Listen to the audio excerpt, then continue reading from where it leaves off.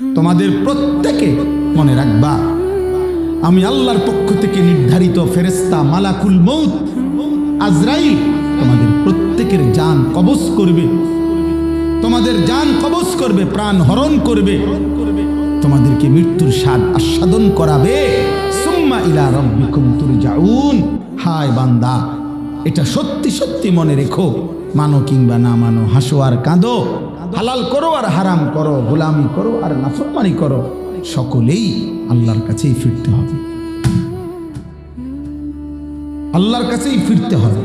অতএব আল্লাহ প্রথম জবাব দিয়েছেন, হে নাফরমান, তুমি ইচ্ছা করলো যদি সত্যিকারও না বুঝে থাকো তাইলেও বলছি, আর যদি বুঝেও না বুঝার ভান করে থাকো তবুও বলছি মৃত্যু হবে। কথা বোঝেন?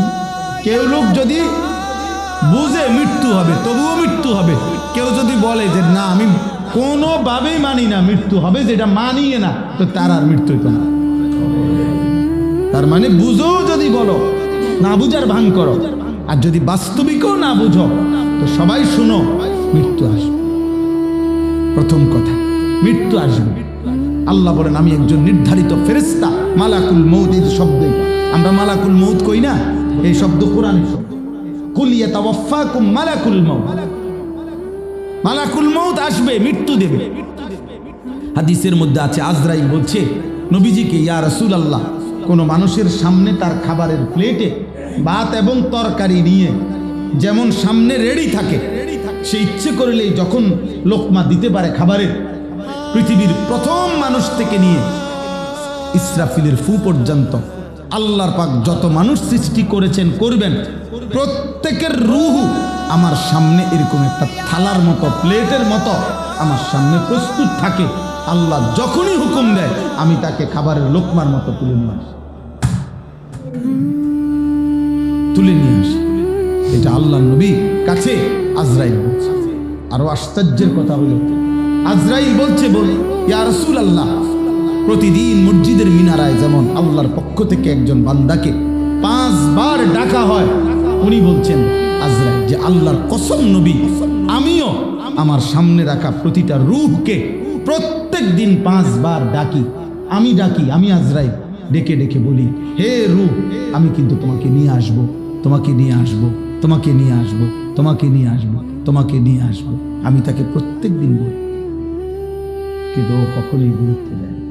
আর এই গুরুত্ব না দিয়েও শেষ পর্যন্ত একদিন থাকতে পারে। সত্যি সত্যি একদিন মৃত্যু হয়েই যায়। কুল ইয়াতাওয়াফাকুম মালাকুল মাউতিল্লাযী বুক্খিলা বিকুম সুম্মা ইলা রাব্বিকুম তুরজাউন। এরপরে আল্লাহ বলেন, এবার হাসরের ময়দান, মৃত্যু তো হলো, এবার আল্লাহ বলেন যেটা তোমরা বলতে চাচ্ছ, হাসরের ময়দান। আল্লাহ বলেন, বন্ধু, আজ আমি আপনার কাছে বলে রাখলাম, ওয়ালাউ তারা, আপনি যখন সেদিন দেখবেন, আপনি যদি দেখতেন, তার মানে আপনি দেখবেন সেদিন হাসরের ময়দানে দেখবেন এই আজকের এই পাপীগুলো, এদেরকে বলে রাখেন, শুনায় দেন এদেরকে, আজকের এই মিথ্যাবাদী, চোর, ডাকাত, জিনাকার, ব্যভিচারী, মদখোর, নেশাখোর, গাঁজাখোর, বেহায়া নারী, বেপর্দা নারী, চরিত্রহীন লম্পট মেয়ে, আল্লাহর বেঈমান, কাফের, মুশরিক যা আছে, আল্লাহ বলেন প্রত্যেকটা নাফরমান আমি আল্লাহ বলে রাখলাম সেদিন হাসরের ময়দানে আমি আল্লাহর সামনে লজ্জায়, অপমানে, বেইজ্জতিতে মাথাটা নুয়ে দাঁড়িয়ে না কিছু রুউসিহিম, মাথা নুয়ে, রব্বানা আবসারনা ওয়া সামি'না, আর বলবে আল্লাহ আজ আমি হাসরের ময়দান দেখলাম, জাহান্নাম দেখলাম, সব 2 চোখে দেখলাম, ওয়া সামি'না, আপনার কথাও শুনলাম, ফেরেশতার কথাও শুনলাম। আজকে আমি চোখে দেখে কানে শুনে নিশ্চিত হলাম আখিরাত সত্য, কবর সত্য, হাসর সত্য, এই হাসরের মাঠ সত্য, সব বুঝছি। অতএব ফারজি'না না'মাল সালিহান ইন্না মুকিনুন, আজকে যেহেতু পূর্ণ বিশ্বাস করেছি, অতএব আল্লাহ আমাকে এখন এই হাসরের মাঠ থেকে একটু কষ্ট করে আরেকবার দুনিয়ায় ফেরত পাঠান। আমি এবার গেলে আমি নেক আমল করব, কারণ এবার তো আমি চোখে দেখে গেছি, আমি এবার আর সম্ভব করতাম, এবার আর আমি উল্টা পাল্টা করব। কি সুন্দর আলাপ, আলাপের ডং বুঝিনি, আলাপের তাল বুঝছে। এই জন্য ভাই এই একটা ছেলেকে বলি, প্রিয় ছেলে মনে রাখো, তোমাদেরকে বলি ভাই, আল্লাহর কসম প্রতি ওয়াক্ত নামাজ তোমার মনে পড়বে আর পড়তে মন চাইবে। সেদিন আল্লাহর কাছে বলবে, আল্লাহ একটা সেজদা দিতে দেয়, আজ এই হাসরের ময়দানে একটা সেজদা দিতে দেয়, একটা সুযোগ দেন, একটা সেজদা আপনারে দেয়। আল্লাহ বলবেন, ওয়ালাউ শি'না লাআতাইনা কুল্লা নাফসিন হুদাহা। এই নাফরমান, আমি তো চাইলে দুনিয়াতেই পারতাম প্রত্যেককে আমার আনুগত্যের উপরে রাখতে, আমি পারতাম। এটা আমার পক্ষে এটা সম্ভব, সম্ভব কথা বলে না কেন? সম্ভব।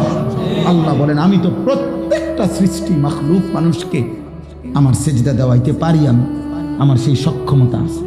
আমি আল্লাহ তো দুর্বল না, আমি তো আলা কুল্লি শাইইন কাদির। ওটা কায়নাত তো আমার, রোদ আমার, বৃষ্টি আমার, সূর্য আমার, চাঁদ আমার, আলো আমার, অন্ধকার আমার, বাতাস আমার, অক্সিজেন আমার, হৃদয়ের হৃদয় স্পন্দন আমার, খাবারের লোকমা আমার, পানি আমার, সবই আমার। আমি তো পারি, আমি পারতাম, আমি পারতাম। কিন্তু চিন্তা করেন তো, যদি আল্লাহ বাধ্য করে আমাদেরকে দিয়ে সেজদাই দেওয়াইতেন, তাইলে পুরস্কারে কি, পরীক্ষায় কি, জান্নাত জাহান্নাম কি? এটা সত্য। আখিরাত যার দিলে নাই, পরকাল যার দিলে নাই, যার জীবনে পরকালীন অনুভূতি নাই, যে কোনো কথা কাজ চলাফেরা উঠা বসা, ওই মূলত জানো না, ও মূলত হাইওয়ান, চতুষ্পদ জন্তু, যে শুধু খায়, ঘুমায়, পেশাব পায়খানা করে, লজ্জাস্থানের চাহিদা পূরণ করে, হাসে কাঁদে, মানে সে শুধু দৃশ্যমান এই দুনিয়া ভোগ করে। এই নগদ কিছু পায়, পাইলে হাসে, না পাইলে কাঁদে, পাইলে ভাল লাগে, না পাইলে অস্থির লাগে, চাহিদা পূর্ণ হইলে তৃপ্ত হয়, চাহিদা পূর্ণ না হইলে অশান্তি হয়। এই আর কি, সব মিলাইয়া দুনিয়া, সব মিলিয়ে দুনিয়া। কে আল্লাহ, কে সৃষ্টিকর্তা, কে বানাইলেন, কোত্থেকে আসলাম, কোথায় যাব, কে মা, কে বাবা, কি ধর্ম, কি ইসলাম, কোনো কিছুর যার পরোয়া নাই। এবারে সে যুবক হোক, বৃদ্ধ, ওই জানো, ওই মূলত হাইওয়ান, ওই চতুষ্পদ জন্তু। এটাই বাস্তব। ইনসান বলে তাকে যে হালাল হারামের পার্থক্য বোঝে, উচিত অনুচিতের পার্থক্য বোঝে। কথা বলে কে আমি বুঝতেছি না। আরে ভাই কথা বলো কেন? মসজিদের এই ছোট্ট জায়গার ভিতরে কথা কইও না ভাই। তোমার কথা থাকলে বাইরে যাও, কথা বলতে তো নিষেধ নাই, তুমি রাস্তায় যাও। এটা তো ছোট জায়গা, বোঝা যায়, কথা বললে পুরো কানে বাজে। তাইলে এই জন্য বললাম, হালাল হারামের পার্থক্য যার মধ্যে নাই, ও জানোয়ার। ওই জন্য জানোয়ারের স্বভাব এটা, যার মধ্যে কোনো হালাল হারামের পার্থক্য।